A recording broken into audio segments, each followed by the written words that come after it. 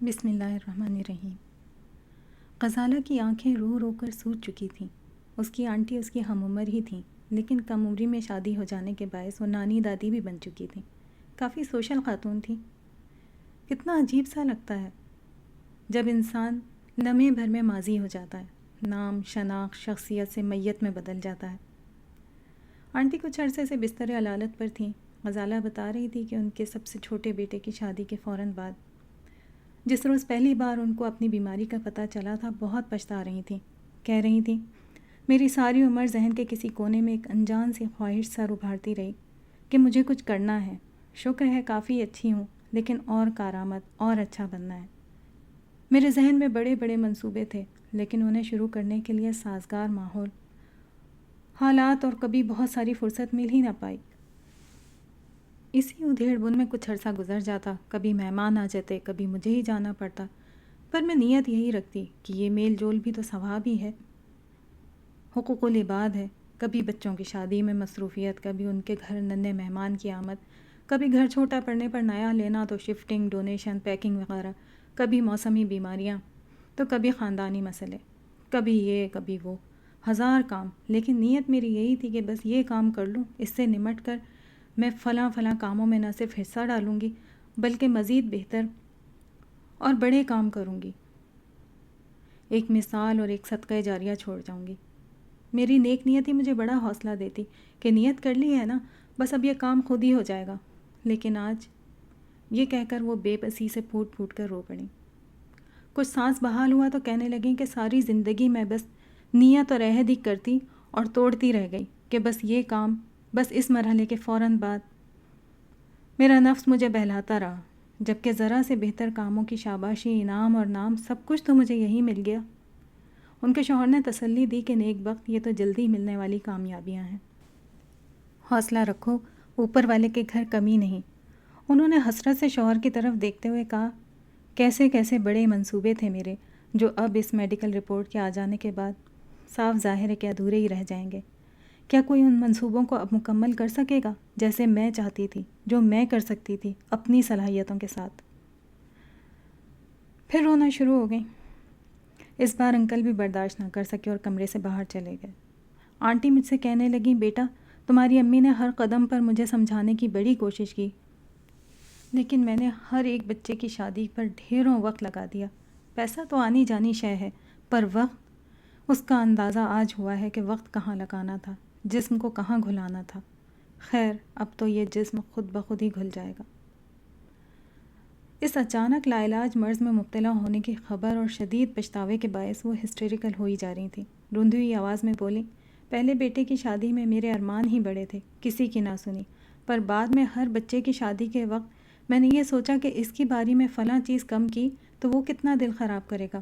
تمہاری ممی اکثر مجھے ٹوکتی کہ تم معاشرے کو خراب کر رہی ہو، تو میں ہنس کر ٹال دیتی اور کہتی کہ باقی سب تو بہت اچھا ہو رہا ہے۔ تو وہ کہتی، جہاں سے روک سکو، جہاں سے لوٹ سکو، جہاں سے اچھی بنیاد رکھ سکو۔ تمہاری اچھی بات کی جتنے لوگ پیروی کریں گے، قیامت تک تمہیں اس کا ثواب ملتا رہے گا۔ اسی طرح برائی کی بنیاد رکھنے پر گناہ پیچھا نہ چھوڑے گا۔ پر کبھی میرے ذہن کو وہ یکسوئی مل ہی نہ پائی۔ ہر وقت خود ساختہ مصروفیات۔ اب اس لمحے مجھے سمجھ آ رہا ہے کہ ہم جسے زندہ دلی کہتے ہیں، وہ دل کو مردہ اور عقل کو اندھا کر دیتی ہے۔ پھر بلک بلک کر رونے لگیں تو میں نے پیار سے تسلی دی کہ آنٹی آپ کا پچھتاوا ہی استغفار ہے، تو تڑپ گئیں کہ بیٹا اب اس کے سوا رہ کیا گیا ہے؟ اور بات معافی کی نہیں، وہ تو اللہ بے حساب بخشنے والا ہے، پر خوف یہ ہے کہ مجھے دنیا کی جواب دہی اور ارمانوں نے اندھا کر رکھا تھا، اپنی مرضی کے آگے کچھ دکھائی نہ دیتا۔ اب کہیں یہ نہ ہو، ایسا نہ ہو کہ اللہ تعالیٰ مجھے معاف بھی کر دے اور عذاب بھی نہ دے اور جنت بھی دے دے، لیکن اس کے آگے صرف ان کی ہچکیاں تھیں اور مسلسل فریاد کہ اللہ مجھے اپنے دیدار سے محروم نہ کرنا۔ میں اپنے آقا صلی اللہ علیہ وسلم کو کیا منہ دکھاؤں گی کہ ان کی امت کو میں کیا پیغام دے کر آئی ہوں، کس طرح ان کی مدد کر کے آئی ہوں۔ میری خطاؤں کو ڈھانک لینا میرے مالک، اس روز اندھا نہ کرنا۔ میں حیرت سے ان کا منہ دیکھتی رہ گئی کہ کتنے ہی اوراق ان کی زندگی میں گزرے ہوں گے نظر کے سامنے سے، کہ جس بے دریغ انداز سے وہ پیسہ خرچ کر رہی ہیں، گھر پر، لباس پر، تقریبات پر، تعلقات پر، کبھی تو ضمیر نے احتجاج کیا ہوگا کہ یہ سب قرآن کے ان صفات کے منافی ہے جسے آپ روز عادتاً برکت کے حصول کے لیے پڑھ کر دن کا آغاز کرتی ہیں، اور آج تو جیسے اس رپورٹ کے کاغذ کے ٹکڑے نے نگاہ روشن سخن دل نواز کر دیا۔ پھر میں دوبارہ متوجہ ہوئی جب وہ کہہ رہی تھی کہ میں ہمیشہ ہر فنکشن میں لوگوں کو وقت پر آنے کی حد درجے تاکید کرتی، خود تو وقت سے پہلے پہنچ کر مثال قائم کرنے کی کوشش کرتی، لیکن خود سب سے بھیانک انداز میں وقت کی ناقدری کیے چلی جا رہی تھی، حتیٰ کہ یہ وقت آ گیا۔ برا کیا، وقت کی قدر نہ کر کے بہت ہی برا کیا۔ میں نے پیار سے تسلی دی کہ آنٹی اب بھی بہت وقت ہے، دل چھوٹا نہ کریں، تو بے اختیار رقت کے ساتھ نفی میں سر ہلاتے ہوئے بولی کہ بیٹا، لائف اور کوالٹی آف لائف میں بڑا فرق ہے۔ انسان کو ہوش سنبھالتے ہی پرائم ٹائم کو مہلت اور غنیمت جاننا چاہیے، پر ہوش آتا ہی تب ہے جب ہوش ٹھکانے لگ جاتے ہیں، جب ایک کاغذ کا پرزہ اطلاع دیتا ہے کہ مرنے کے لیے لگ بھگ اتنی ذرا سی مدت رہ گئی ہے، تو جب اللہ کے بندوں کو اس کے دین کو بہترین وقت میں سے کچھ نہ دیا تو اب بچا کچا وقت اور صحت شاید میرے اللہ کو قبول نہیں۔ پھر ہڑبڑا کر بولی کہ بڑی ممانی کو بلواؤ، مجھے ان سے ہاتھ جوڑ کر معافی مانگنی ہے۔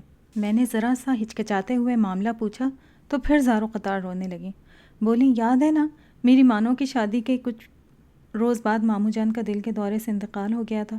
مجھے کئی بار لگا کہ مجھ سے اس وقت غفلت ہو گئی، پر اب تو لگتا ہے کہ کسی کورٹ میں یہ مقدمہ رکھا جائے تو مجرمانہ غفلت پر مجھے پھانسی ہو جائے۔ مانو کی شادی کی شاپنگ شروع ہو چکی تھی، مائیوں کی تقریب سر پر تھی۔ ممانی کا فون آیا تو مجھے لگا کہ کوئی کام کا پوچھنے آیا ہوگا، پر ان کو شاید پیسوں کی سخت ضرورت تھی۔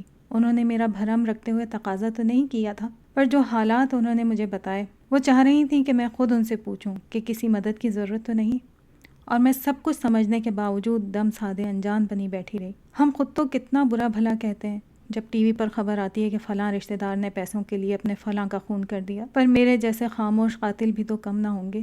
پھر رونا شروع ہو گئی کہ اب کیا کروں، یہ قتل عمد تو نہیں، کتنا فدیہ ہوگا اس کا، کیا کفارہ ہوگا، اب جب مر گئے تو سب کچھ فلاں کا اور فلاں کا ہو جائے گا۔ بس پھر روتی رہتی تھیں، لوگوں سے معافیاں مانگا کرتی، صدقہ خیرات فدیہ وغیرہ دیتی رہیں، خوب جتا کر کہتی کہ یاد رہے اس روز کوئی فدیہ نہیں لیا جائے گا، اللہ تعالیٰ ان کی مغفرت فرمائے، آمین۔